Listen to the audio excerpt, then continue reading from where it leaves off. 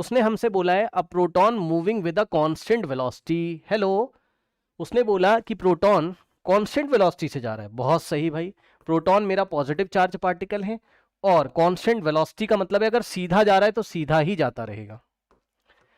ठीक, मतलब इस वेलोसिटी में आपका मैग्नीट्यूड भी फिक्स होना चाहिए और आपकी डायरेक्शन भी फिक्स होनी चाहिए, तभी तो कांस्टेंट वेलोसिटी होगी। ठीक है, मैग्नीट्यूड भी फिक्स होना चाहिए और डायरेक्शन भी फिक्स, दोनों में से कुछ भी चेंज नहीं होना चाहिए, नहीं तो वेलोसिटी चेंज हो जाएगी। उसने बोला है कि proton moving with a constant velocity, तो मेरे मन में तुरंत आना चाहिए वेलोसिटी वेक्टर होता है, डायरेक्शन भी मुझे फिक्स रखनी, मैग्नीट्यूड भी मुझे फिक्स रखना है। ठीक है, कह रहा passes through a region of space. हाँ, कह रहा ये एक ऐसे रीजन से, एक 3 डायमेंशनल स्पेस से निकलता है जिस स्पेस में क्या क्या है, any charge it's without any change in its velocity. हाँ, मतलब उसकी वेलोसिटी में चेंज नहीं होता है, उसकी वेलोसिटी में चेंज नहीं होना चाहिए, सीधा सीधा ऐसे निकल जाना चाहिए उसी रास्ते पे। If E and B represent the electric and magnetic field respectively, मतलब उस रीजन में इलेक्ट्रिक फील्ड भी लगा के रखा है, मैग्नेटिक फील्ड भी लगा के रखा है। तो हमने तो बहुत कुछ पढ़ा है, हमने तो बहुत कुछ पढ़ा है कि इलेक्ट्रिक फील्ड मैग्नेटिक फील्ड को एक साथ लगा देते हैं। अब आइए देखते हैं, डिफ्लेक्ट नहीं होना चाहिए पार्टिकल, बिल्कुल रास्ता चेंज नहीं करना चाहिए आपका। ओके, आइए, कह रहे देन द स्पेस में हैव, मतलब इस रीजन में क्या क्या हो सकता है। सुनो भाई, पहली बात तो इलेक्ट्रिक फील्ड जीरो हो जाए, मैग्नेटिक फील्ड जीरो हो जाए। करेक्ट है, बोलो हाँ। भाई इलेक्ट्रिक फील्ड भी मत लगाओ, मैग्नेटिक फील्ड भी मत लगाओ, मतलब दोनों की वैल्यू जीरो कर दो, तब तो बेचारा सीधा निकल जाएगा, बिकॉज उसके ऊपर फोर्स लगाने वाला, चार्ज पार्टिकल के ऊपर, प्रोटॉन के ऊपर फोर्स लगाने वाला ना ही कोई इलेक्ट्रिक फील्ड होगा और ना ही कोई मैग्नेटिक फील्ड होगा, बेचारा सीधे यहां पर निकल जाएगा। बहुत सही। अब जरा समझिए ऑप्शन बी, देखिए उसने बोला कि इलेक्ट्रिक फील्ड हम नहीं लगाएंगे। ठीक, इलेक्ट्रिक फील्ड हम नहीं लगाएंगे, electric field is equal to zero. बहुत सही। अब मान लो बच्चों ये एक्स एक्सेस के अलोंग चल रहा है, ऐसे करके ये एक्स एक्सेस के अलोंग ये इस तरीके से चल रहा है ना। अगर आप इलेक्ट्रिक फील्ड नहीं लगाओगे तो एस्केलेशन नहीं होगा, याद है। अगर आप, भाई एस्केलेशन कौन देता था, ये इलेक्ट्रिक फील्ड ही तो एस्केलेट कराता था एक्स एक्स के अलोंग, मतलब चार्ज पार्टिकल इलेक्ट्रिक फील्ड में यदि जाएगा तो इलेक्ट्रिक फील्ड की डायरेक्शन में ही तो फोर्स महसूस करेगा, क्योंकि प्रोटॉन है, पॉजिटिव पार्टिकल है। ठीक है, तो अब मैं मान ले रहा हूं भाई, मान लो यार, मानने में तुम्हारा क्या जा रहा है ना, मानने में क्या जा रहा है तुम्हारा।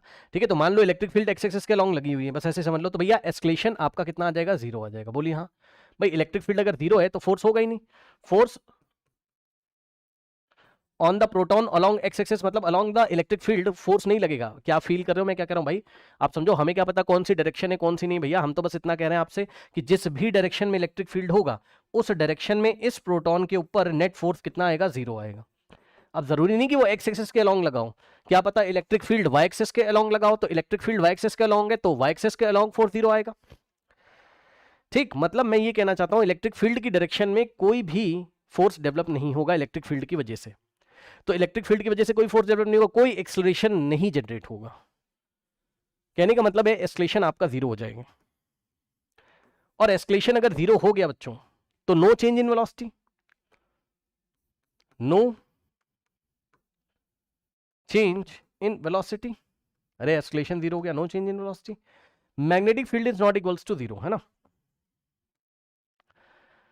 मतलब कुछ ना कुछ मैग्नेटिक फील्ड है हमारे पास। ठीक, कुछ ना कुछ मैग्नेटिक फील्ड है हमारे पास। ओके नाउ, अब सर्कुलर मोशन होगा। हाँ, अब सुनो, कह रहा है सर्कुलर मोशन होगा, अब यहां पे आपको सोचना है भाई मैग्नेटिक फील्ड अगर कुछ ना कुछ है, हाँ सर्कुलर मोशन हो सकता है, मना नहीं कर रहा हूं, लेकिन भूल गए हो क्या, भूल गए हो क्या, ऑप्शन बी के लिए तुम्हें क्लास में पढ़ाया गया, एडवांस का क्वेश्चन है भैया, इतना हल्के में मत लो। ठीक है, आपको पढ़ाया गया था मैग्नेटिक फील्ड अगर इस तरीके से, याद आया, बोलना हाँ, तो इस मैग्नेटिक फील्ड के पैरेलल फेंकिए वी वेलोसिटी से या एंटी पैरेलल फेंकिए वी वेलोसिटी से, थीटा आपका जीरो हो जाए चाहे थीटा आपका 180 हो जाए, याद करिए इस कंडीशन में मैग्नेटिक फील्ड के द्वारा लगाया गया भी फोर्स जीरो ही होता है, F B is equals to zero होगा, क्योंकि आप फॉर्मूला लगाएंगे यहां पर मैग्नेटिक फील्ड फोर्स का फॉर्मूला क्यू वी बी और साइन थीटा, तो sine theta, theta is the angle between velocity vector and math, तो पैरेलल या एंटी पैरेलल रखो, थीटा 0 180 होने से भी फोर्स हमारे पास जीरो आएगा। बड़ी जबरदस्त बात है, ध्यान सुनिए भाई, magnetic field is not equals to zero, magnetic field zero नहीं है, कुछ ना कुछ है, उसके बावजूद भी force due to magnetic field is equals to zero आ रहा है, और फोर्स अगर due to magnetic field zero आ रहा है तो कोई मैग्नेटिक फील्ड के द्वारा भी वेलोसिटी में कोई समझ रहे हो, मैग्नेटिक फील्ड के द्वारा भी कोई एस्केलेशन यहां प्रोड्यूस नहीं होगा। बात समझ में आ रही कि नहीं आ रही, इसका मतलब acceleration produce due to magnetic field भी हमारे पास कितना होगा, जीरो ही होगा। तो एस्केलेशन अगर जीरो है तो फिर से वेलोसिटी कांस्टेंट ही तो होगी भाई, ठीक, समझे? तो वेलोसिटी हमें कांस्टेंट करना था, तो E is equal to zero की वजह से तो आपका एस्केलेशन कोई डेवलप नहीं हो पाएगा।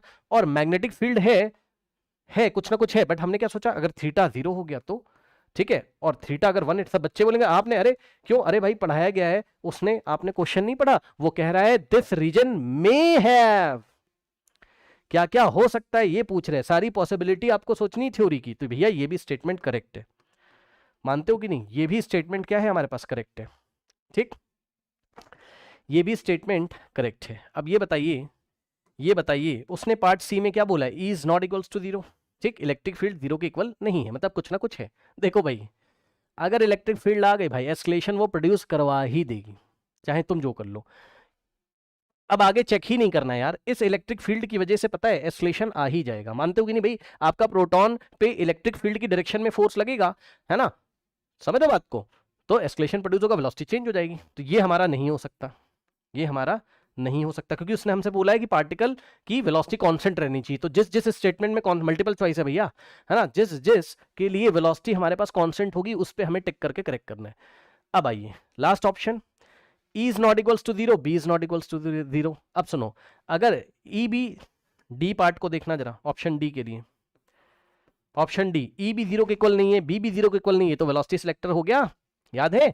अगर V is equals to E by B के रेशियो के इक्वल हो जाए, मतलब वो जो वेलोसिटी है वो E और B के रेशियो के अगर इक्वल हो जाए, तो उस टाइम भी अनरिफ्लेक्टेड सीधा ही तो निकल जाएगा। तो E भी जीरो नहीं है, B भी जीरो नहीं है, लेकिन वेलोसिटी अभी भी कांस्टेंट है हमारे पास, सीधा सीधा अभी भी निकल रहा है। तो E और B का रेशियो अगर V के इक्वल हो जाए तो वेलोसिटी सिलेक्टर वाला केस हमारे पास हो जाएगा, यानी कि ये ऑप्शन भी सही है, वेलोसिटी कांस्टेंट होगी उसकी। बोलिए हाँ। तो option A B and D, कोई समस्या बताइए?